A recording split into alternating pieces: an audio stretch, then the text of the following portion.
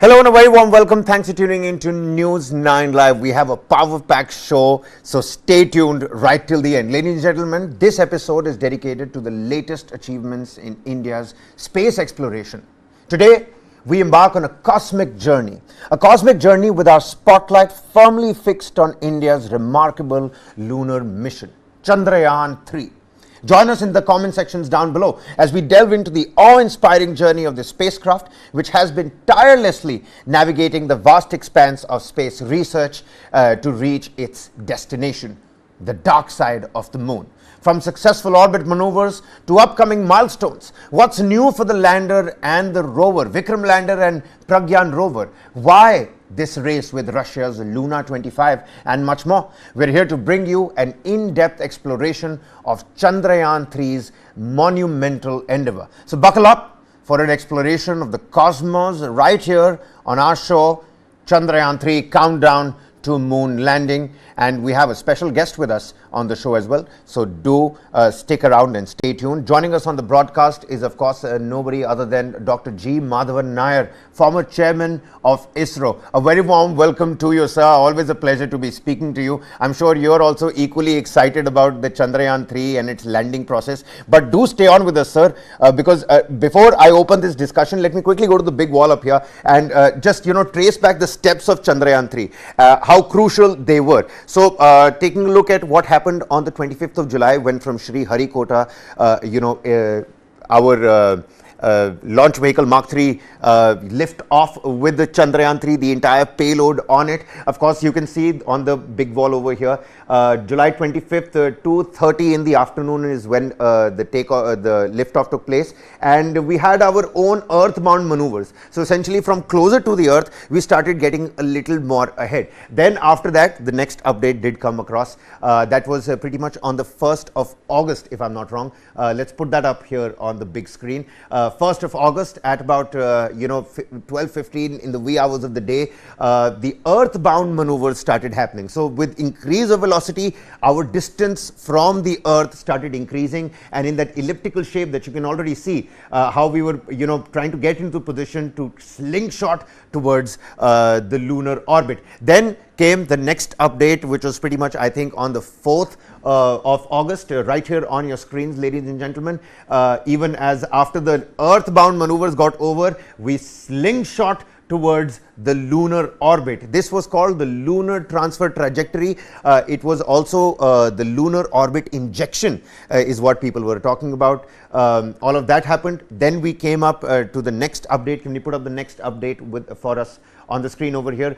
Let's fast forward to the 9th of August when we're finally in the orbit of the moon. This is the lunar orbit that you can see, and the green ellipticals that you can see are the velocity slowing down process maneuvers that were successfully carried out till the 9th of August about 1:30 in the afternoon. You can still see that the red dotted lines on your screens, it means that the 3 lunar orbits, they were still supposed to take place, where we're constantly trying to decrease the speed so that we come closer and closer to the moon. The idea is to get about at 100 kilometers distance so that you can finally, that propulsion modules can separate and we can finally then attempt that soft landing, hopefully, fingers crossed, successfully on the 23rd of August. You can still see the 3 ellipticals that are left. Then came the next update, and as soon as the next update came, can we throw the next update on the screen? The 14th of August, just a day before, at 11:50 in the morning, these were the moon-bound maneuvers that you can see. Out of the 3 red elliptical lines, only 2 were left, so just 2 more maneuvers that were left in terms of reducing our orbit, the closest point in the orbit and the farthest point in the lunar orbit, trying to decrease that. Let's put up the next update that we have for our viewers on the screen. August 16th, ladies and gentlemen, today is when we learnt about all the 5 maneuvers that have been completed. They've all been done. All the lunar bound maneuvers have been completed. Now we're waiting for tomorrow, when on August 17th, these modules will separate from each other, and finally we'll be close enough, we'll be light enough, we'll be slow enough to finally attempt that landing, the soft landing on the dark side of the moon. Only a bid to become the 4th nation on this planet to successfully attempt a soft landing on the moon. Now, of course, former chairman of ISRO with us on the broadcast. Sir, first and foremost, was I wrong in any of that explanation, sir, when I tried to explain to the viewers? I am not an ISRO scientist like you are, sir. Oh, you did very no. You have absorbed it so nicely, and you explained in a very simple terms to the common man who can understand the complex mission. Of course, in terms of the circles and ellipse, what you see there, it looks simple, but in actual case, it is a very, very complex operation. One has to the deep track network at Bangalore has to keep tracking the object and determine the velocity and position very accurately and give precise commands to the propulsion modules to have these orbital changes. So far, so good. And we are very close to the moon, and we are almost in a circular orbit around the moon. From there, the most complex operations are going to start, and definitely last time we attempted and we reached very close to the surface of the moon, but we missed the target very narrowly. You know, Dr. Naya, of course, so much is different from Chandrayaan-2 to Chandrayaan-3. This time around, our lander and the rover, you know, they are better equipped with the right kind of modifications. Whatever we learned from Chandrayaan-2's mistakes, I think we have successfully incorporated that in Chandrayaan-3. But we'll talk about, you know, the lunar mission in just a little bit. Just wanted to pick your brains a little bit here, sir. What was it like back in the day when you began the space research, the initiative, and what you see happening today, the Chandrayaan-3 Twitter pages giving us up to, you know, timely updates? What was it like back then? I mean, give us an emotional sense. What's going on in your mind when you're getting updates about Chandrayaan-3? We're about almost a week away from a successful soft landing, sir. Well, we started our space program way back in about 60 years back, and it was by launching a very small rocket from Tumba. It was for studying the atmosphere and the ionosphere. They were pencil rockets compared to the GSLV Mark III, what carried the Chandrayaan-3. From there, looking at those days, we had only a small radar station and a telemetry station to look at the signals, and we had to look at very long strip charts to analyze the trajectory and look at the parameters, and most of the data analysis have been done manually. Compared to that today, we have come a long way. From the small pencil rocket, we have a gigantic GSLV Mark III, which can carry even 10 tons to the low Earth orbit. So that has been a tremendous growth in terms of the launch vehicle technology. As far as the spacecrafts are concerned, I think it's very complex with autonomous instrumentation on board, with sophisticated stereoscopic cameras, laser imagers, Doppler detectors, and so on. And every operation is carried out autonomously, independently in the spacecraft. We don't have to have any manual intervention at all. So we program all those things, and depending on the trajectory and the position, we give the precise commands from the ground, and after that, the onboard computer. So that really a quantum jump from the days of 60s to today. Quantum jump. I really... Absolutely, sir. I think that's the word that we're going to stick to, the quantum jump that we've taken up. And you've rightly pointed it out. Now, again, you know, Dr. Nair, listening to the current ISRO chairman and, you know, his reaction, the media was trying to get some sort of reaction out of him, but he chose to not say anything before the 23rd, and he's smart about it. I mean, of course, scientists do work in that fashion. He said that last time around also, during the course of Chandrayaan-2, it was only the last 1 hour where things did not work out. So until unless we reach that position again, which is going to be an hour before the soft landing, till then it seems like all is, you know, so far so good. But in terms of the challenges and complexities of these orbit lowering maneuvers, the challenge of these modules, you know, separating, can you throw some light on that for the common man out there who's really excited about ISRO but doesn't really know what's happening up there in the space? Well, I can imagine his anxiety because it's going to be the most complex operation which ISRO has undertaken ever. Around the moon, the spacecraft as well as the lander and the rover, they are now orbiting with a speed of something like 1.6 or 1.7 kilometer per second at an altitude of nearly 170 kilometers. And from there to land on the surface of the moon is going to be extremely difficult. When we try such operations on air, you break the velocity, orbital velocity and allow a free fall. It enters the atmosphere. The atmosphere provides enough drag to reduce the velocity, and then at the final stage, you can use parachutes to make a soft landing and so on. But in the moon, we do not have such a luxury. The moment it detaches from the main spacecraft and its velocity is reduced, again it will have a free fall. But there is no resistance whatsoever. The resistance has to be provided by the rocket engines.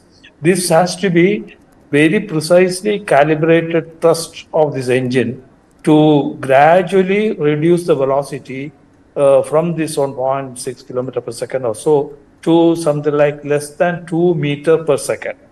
Last time when we attempted this, everything went like a textbook precision up to something like 2 kilometers above the surface of the moon.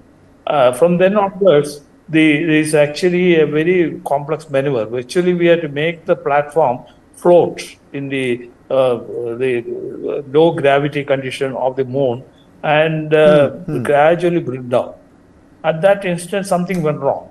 Of course, from the limited data available, it was extremely difficult to pinpoint what exactly went wrong.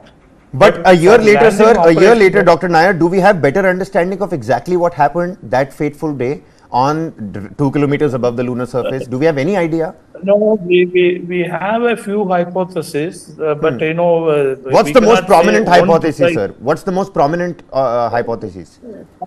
One thing is, see, as I mentioned earlier, the entire operation is autonomously controlled by the computers. The computer has the input from the stereoscopic camera, the laser ranging instrument, Doppler instrument, accelerometer, and the gyroscopes, and so on. So, large number of sensor data comes in.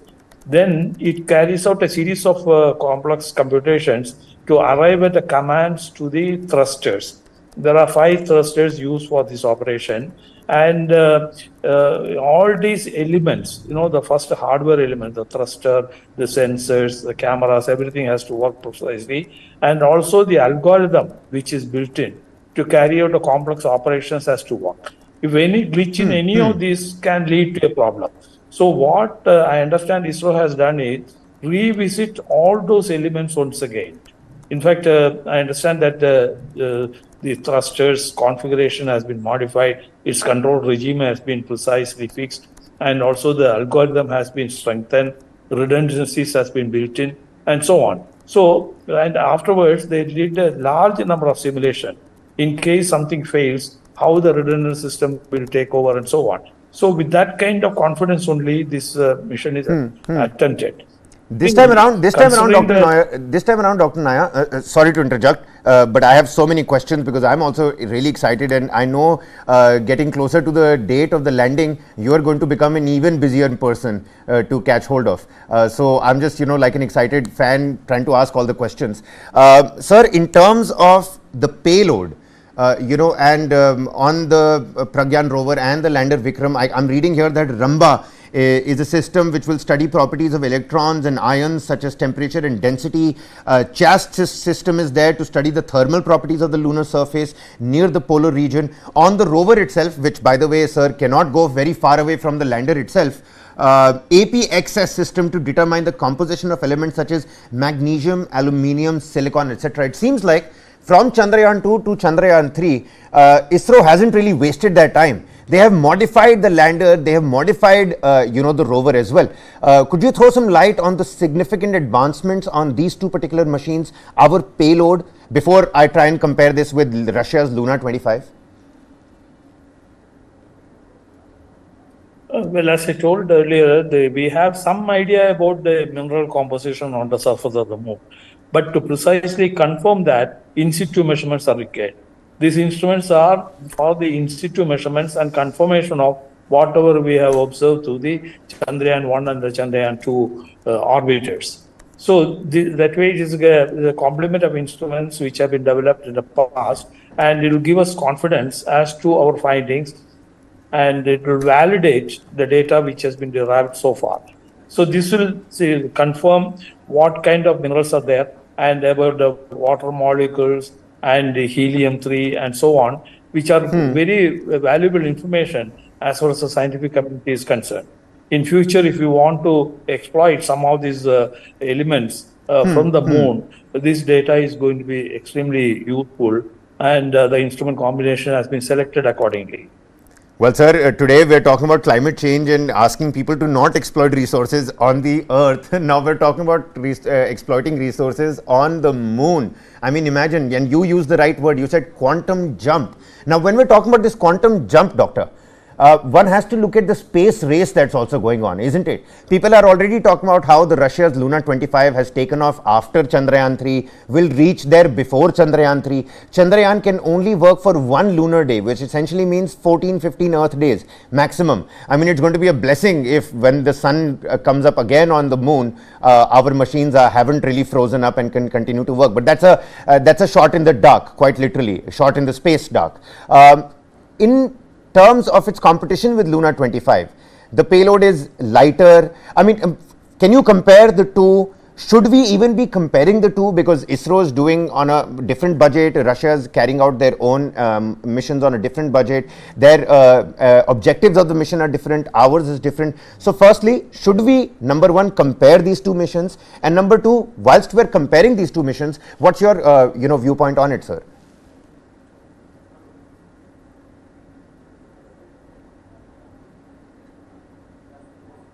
Well, I think there's no point of comparing with the other missions because each one have their own priorities.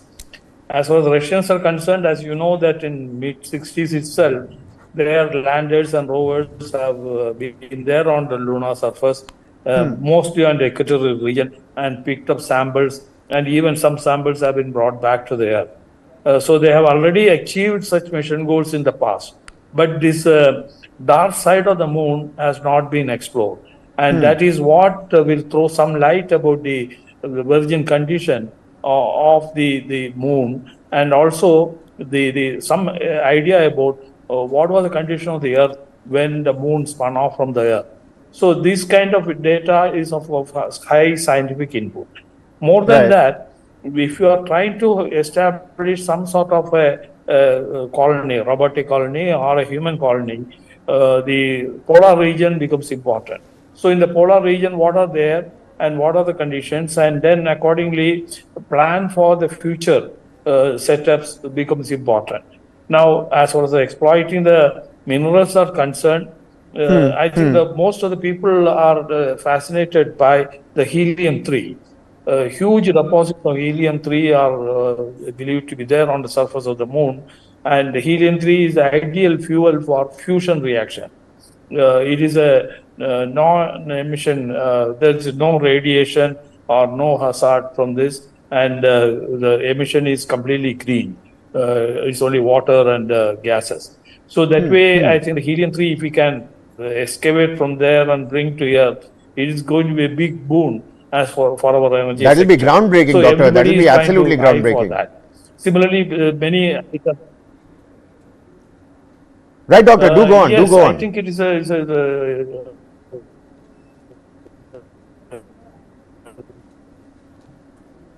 certainly it is not available on the Earth. We are talking about this boon as far as the energy sector is concerned.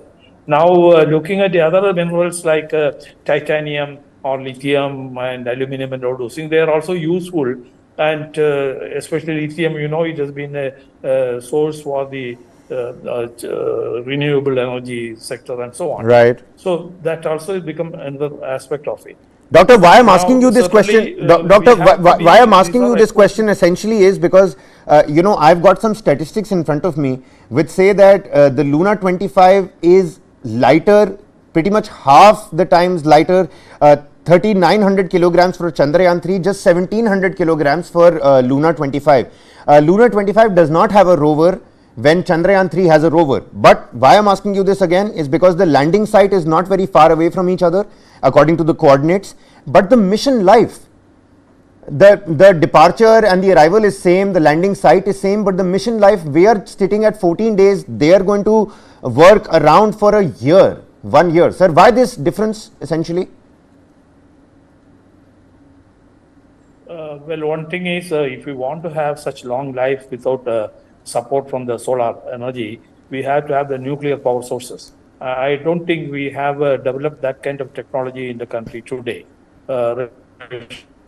Russians definitely have this edge on that. Using the nuclear power sources, they can sustain the rover for a longer duration.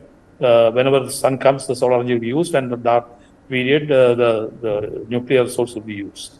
So that's one major difference. Then the second thing is, I think this design of the Chandrayaan 2 and 3, they were evolved in the 2010 time frame. For various reasons, there were delays and so on. But that's one of the reasons that we are having a slightly older technology compared to what the Russians have got. And perhaps the next missions we are thinking, definitely we will also catch up, and we will be having much better technology than the Russians in this aspect. Absolutely, sir. That's actually a great perspective. You know, even as we wrap this conversation up, Dr. Nair, from your perspective, and you're the right person to be asking this question because you yourself have been, an astounding and renowned name when it comes to Indian space research, and you've been the former chairman of Indian Space Research Organization as well. How does Chandrayaan-3's accomplishments contribute to India's overall growing prowess on the global stage when space research is being talked about? I mean, we're taking more time than the Roscosmos to reach the lunar surface, but maybe we've taken a different road and we're doing more in less, aren't we? So from your perspective, India's rising stature on the global space race platform. Exploring the nearby objects like Mars, Moon, Venus, etc., is very much on the agenda. And in fact, the Chandrayaan-3 is a small step towards the future explorations of such planetary objects. From that point of view, this mission is very, very crucial and important. As far as the global status is concerned, Indian rockets and Indian spacecrafts have proven to be as good or better than many of the spacefaring nations.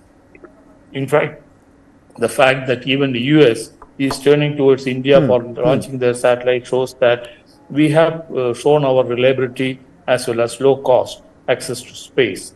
So that way we have established ourselves as a space transportation provider.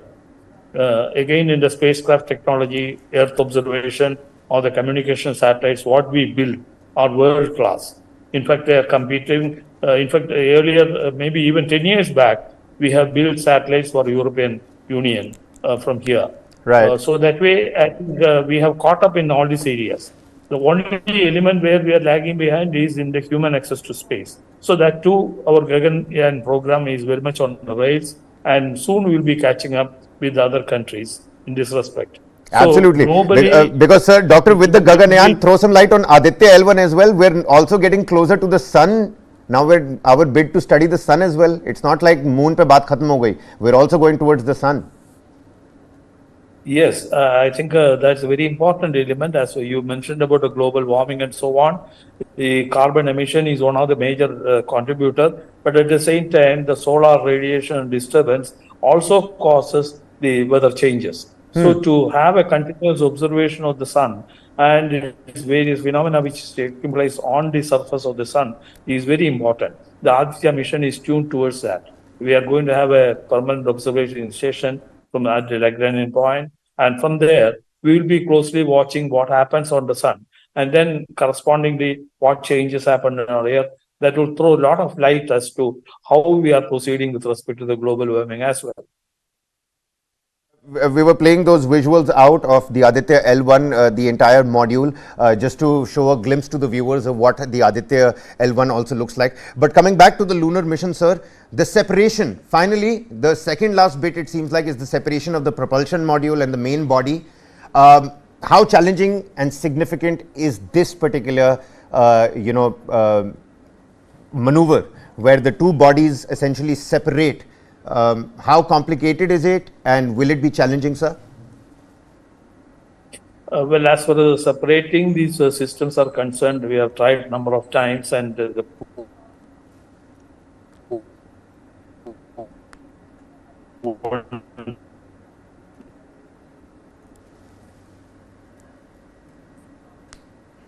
Well, it seems like we're having technical difficulties. reliable operation. All right. There's not much of a real challenge. And there is no beacons or guidance are there. It is all based on the onboard sensors and detectors. And even the communication takes time. It takes about 8 seconds for the signals to reach from the spacecraft to the ground. And if you want to send back, another 8 seconds. So these time delays, etc., play sometimes havoc on the system. But we hope that whatever we have imagined, what we have programmed, will work well, and all the sensors and the thrusters will work properly so that we can have a smooth landing. But that is going to be the most difficult part of it, and we have to keep our fingers crossed for the descending operation, as well as the last touchdown operation. Dr. Nair, it seems like all the ISRO scientists right now are taking a chill pill. It's going to be only the last 24 hours where everybody is going to be in that anxious mode, because like you pointed out, it's the last landing that is the most treacherous bit, the most difficult bit of attempting this soft landing on the moon. Dr. Nair, last question to you before we wrap this up. Your final opinion, your thoughts to all the ISRO scientists that have been tirelessly working, to all the people of the country who are waiting with bated breath for this module to finally make that soft landing on the moon. All cameras towards you, your message, sir. Well, it is going to be a prestigious moment as far as the country is concerned, and we are going to make a small step towards the human colonization of the other planets. And this is going to be a great event, and we can pray that everything goes all right, and we will give the good news to the nation on 23rd. Absolutely. Dr. Madhavan Nair, former chairman of the Indian Space Research Organization. Many thanks for joining with us here, sir, and helping us out to simplify these scientific terms for the layman out there. Always a pleasure speaking to you. Well, that was the chairman, former chairman of the Indian Space Research Organization. Let's not forget, August 17th is when the separation maneuver will take place. Our propulsion module will separate from the actual main body, and then all fingers crossed, just 8 days left before we finally and hopefully, fingers crossed again, successfully attempt that landing on the dark side of the moon, the soft landing on the moon. India in its bid to become only the 4th nation on this planet to attempt a soft landing on the moon. Needless to say, all of us here at News 9 Live are tracking this story very closely. Of course, you can get down on X, Instagram and Facebook pages, and of course on YouTube as well, to keep a live tracking update on what's happening with Chandrayaan-3. That's all the time we have for you. This is Kabir Naqvi signing off. Keep watching News 9 Live.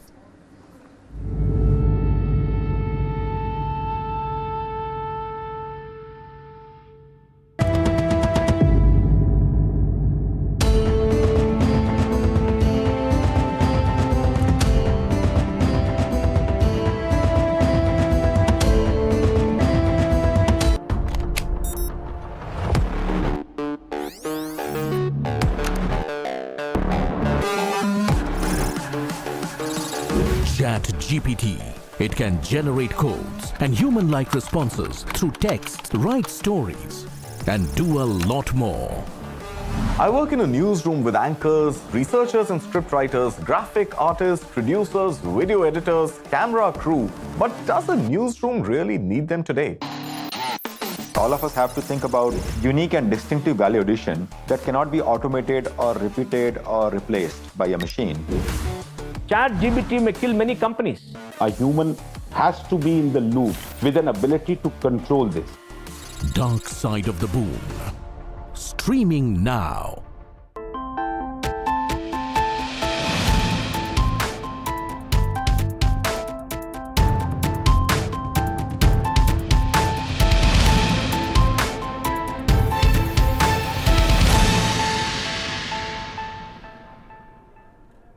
Hello and a very warm welcome. You're watching News 9 Live. I'm Kabir Naqvi. Joining me here in the studio is my colleague and editor for News 9 Plus, Sandeep Unnithan, and what you can read behind us, swarm drones, China's new war machines, is going to be our focus over the next couple of minutes. Swarm drones, an emerging technology with far-reaching implications. As drones become a defining feature of modern warfare, it's crucial to understand the capabilities and the potential applications of these autonomous aerial groups. Now, drone swarms equipped with advanced artificial intelligence can work in unison to accomplish diverse tasks, from reconnaissance to targeted attacks. In this particular report today, we're going to try and delve into the features, the applications, and how they might impact amphibious operations. As technology evolves, reconnaissance and security, followed by light attack, are expected to be initial applications. However, the potential for mass attacks and overwhelming targets makes drone swarms highly effective for amphibious assaults. Stay tuned and get down in the comment sections as we try and explore the military value of drone swarms and what it means in the Indian context. How ready is India to counter this evolving technology? Our borders, how secure are they? These drones with the killer bee kind of an operation and mindset mentality, are we ready even as technology turns a new leaf? Are our defense capabilities up to the mark? We'll talk about all of this. I'm going to continuously pick Sandeep's brain here in the studio. But at the same time, we put out a documentary on the same topic, News 9 Plus application. Do download it. It's available on the Google Play Store, on the Apple iOS software, as well on your television, your mobiles, you name it, you've got it. Take a look at this snippet of the documentary that we've produced, and we'll come back for more, understand what we're essentially talking about. I'm sure this will intrigue and interest you as well.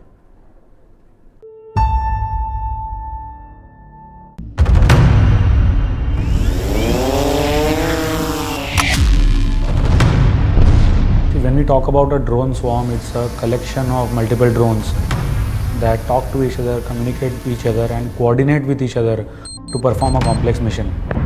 There is a threat, no doubt about that. This is the latest one, more dangerous because the man in the loop is the least, but the destruction at the target end is massive. Armed forces are more geared up to pick up larger aviation targets and the faster aviation target. Now this necessitated that we had to develop systems which could even detect small, slow, low-flying drones. Now it's a new threat. I would like to think that we are prepared, but we are not, because nobody is.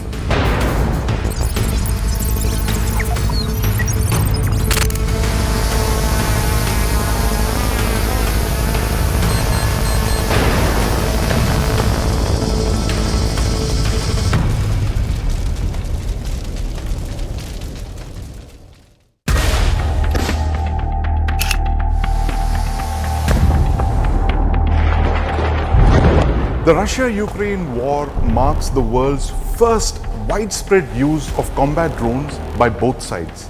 Drones are now as ubiquitous as artillery shells. They're being used for surveillance, reconnaissance, attacking the enemy, and in some cases even attacking other drones. Now, from this war we know there are essentially two technologies